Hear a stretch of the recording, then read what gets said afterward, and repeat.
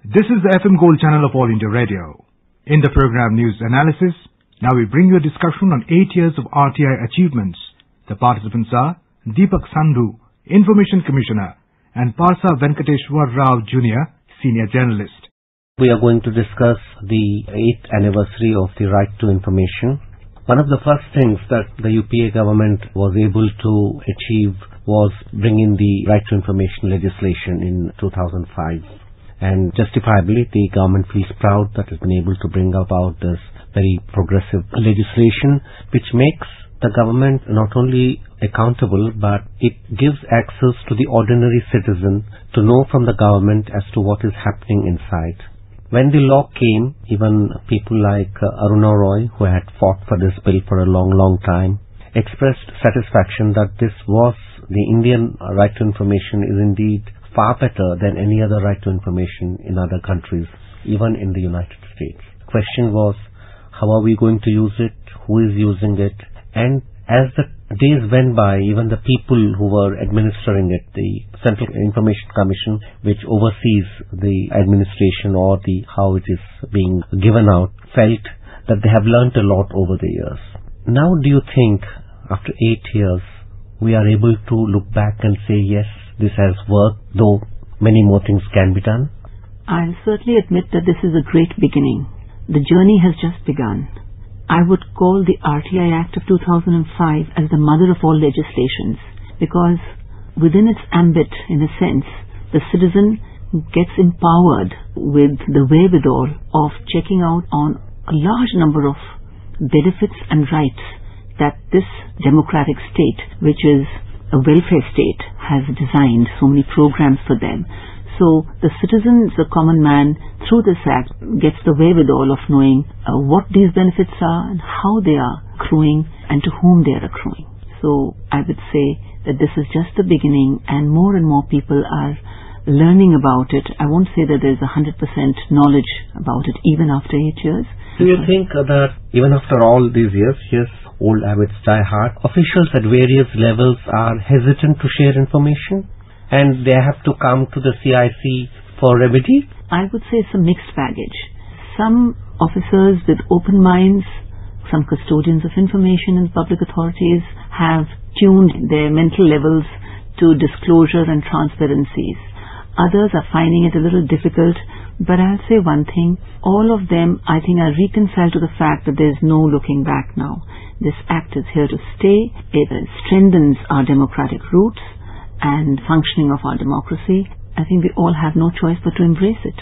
Officials have to learn to live with it? I won't say live with it. I'll say embrace it, even though somewhat reluctantly, some of them, but they are understanding the value of this, because we observe all of them wish, when it comes to being clients of this particular enactment, they're happy to use it. But when they're at the other end, for example, a public servant or a government servant will be very happy to know and will access information which says, for example, on what grounds was one person chosen for a conference in the United States whereas he was left out.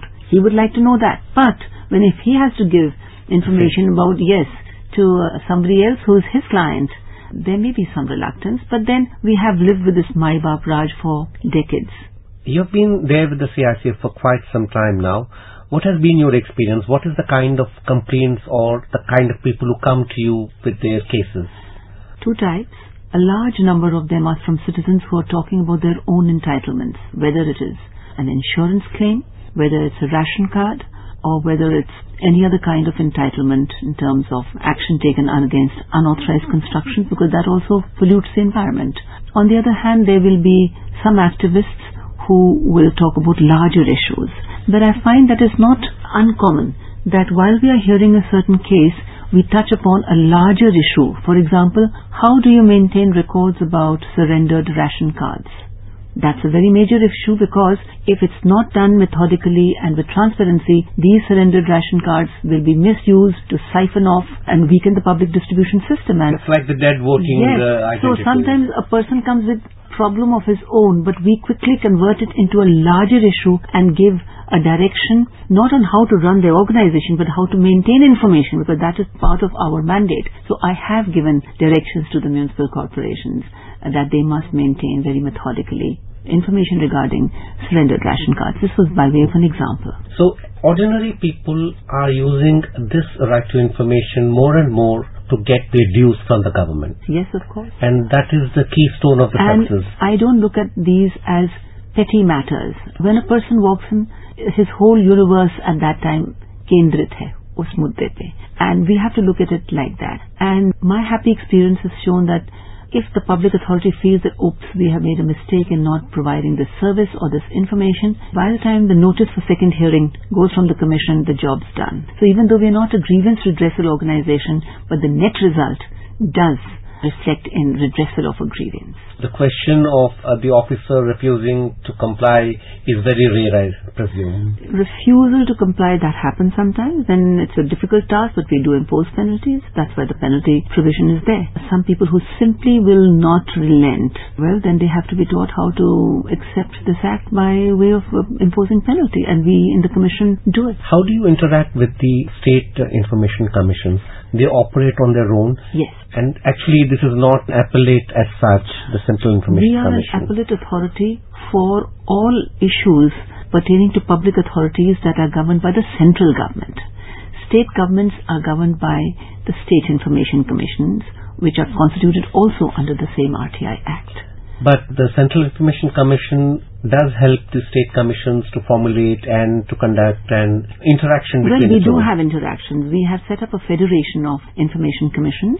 Of course, we are the apex body, but the state information commissions, I must clarify, they are not under the administrative control of the Central Information Commission. In a sense, they are our outreach partners.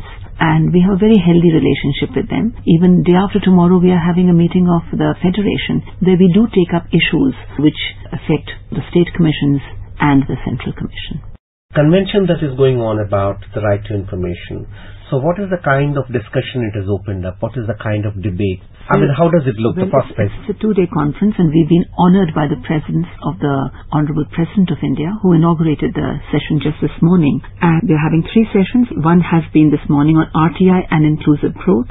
The second one tomorrow will be on RTI and anti-corruption tool, as an anti-corruption tool. And the last session will be media and RTI. So we pick up issues which we feel are relevant in the context of the RTI, and we deliberate on them. And our audience comprises not only of the information commissioners of the state and centre and the past commissioners, but NGOs, activists from across the states.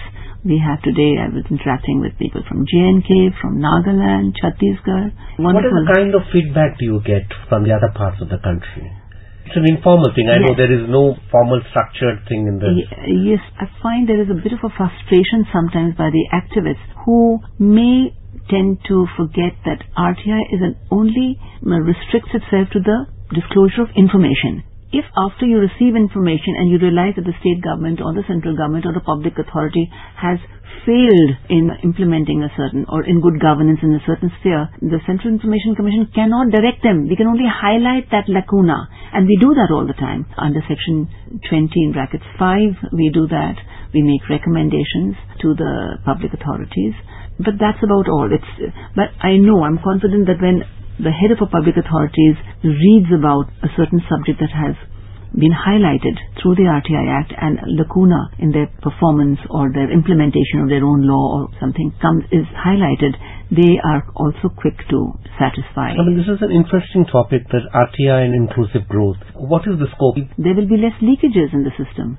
The muster rolls will be out in the public. There will be less leakages through that area. The beneficiaries get to know exactly how much funds, how much food, what were the resources that were put out in a certain area for their benefit, and wo hisab mangte hain. So that's what improves the delivery system, improves the implementation of the program, and cuts down hugely on leakages.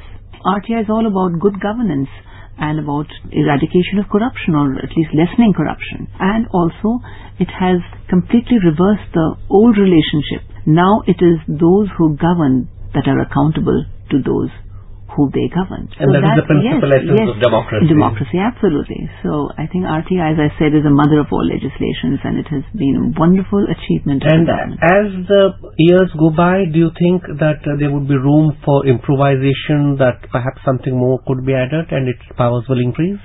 Powers are not restricted even today. there are only the scope 10. is broad enough. Yes, it's broad enough. And the 10 exemption provisions that fall under Section 8, I don't think we need to dilute those now. They do talk about your privacy, about the safety and security of the state, about the courts. If there's a stay order, obviously we would not give that information. If there's a commercial confidence to be respected of a private party or a third party, of course we have to respect that. So I think this is very well thought out. Two rather tricky questions have come up in the public debate of late. One is whether the private sector, can the RTI be extended to private sector? Does it make sense, or is it too much of an intrusion? See, right now the private sector stands squarely outside the definition of public authority as defined under Section 2H of the Act. But now public-private partnerships have come into focus, and there is a feeling, and I think it's a well thought out argument, that only that portion of the private sector's activity which falls under a program that is largely funded by the government and the purpose of which is a public good, only that portion should be. That aspect of the private sector can be looked into. Because in any case the private sector does give a report to the nodal department, and that information is available with the nodal department. So we would be able to access that information from the nodal ministry or department. What we need to know now is the more inner workings of the government, the file notings business.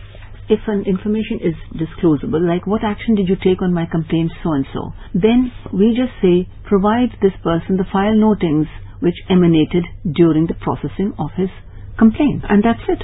And there is no problem in giving that out. And no official can claim that it's confidential and that... No, they don't. It is well established now after the initial hiccup. Yes. That file notings very much form part of the disclosure of information as envisaged under the RTI Act. So slowly the walls around the government are slowly crumbling, can we say that? They're becoming more transparent. I would say they're certainly becoming more transparent.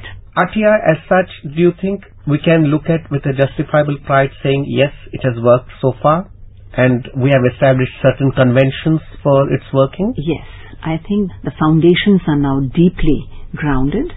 And this act is here to stay. The public has embraced it. The government has, of course, enacted it. So obviously they are also in favor. And I think the road forward is very positive. Is the ordinary citizen using it more than anyone else? Are more and more people coming forward to use this law which is there? Yes, if you also count government employees as ordinary citizens, which they are. Yeah. They have been using it, I find, a lot. If they are not satisfied with their promotions or their salaries or ascertaining why certain dues which in their view were to have come to them have been denied. So yes, people are using it across all sections. What is your feeling towards the RTI activists? Do you think that they play a positive role? Definitely yes. I think it's a partnership. The Commission and the NGOs, we must never forget that it's not the government that brought about the legislation all by itself. There was a great push and a demand from the citizens, and it became a mass movement helped by certain activists and NGOs, and I think we have to acknowledge their role in this. So it's not a purely adversarial relationship? Not at all. I think it's a partnership. In any case, the Commission, in my mind, and I know my colleagues feel the same in the Central Information Commission, if we are tilting, it's tilting towards disclosure, towards the appellant. Unless, of course, that is the intention of the law. And though, personally, I always invite the appellant and give him or her the opportunity to be heard either in person or through video conferencing. But in case the appellant chooses not to come, which is not too often, mostly they do come, I assume the role of the appellant. This is the positive spin to the whole thing. Thank you very much.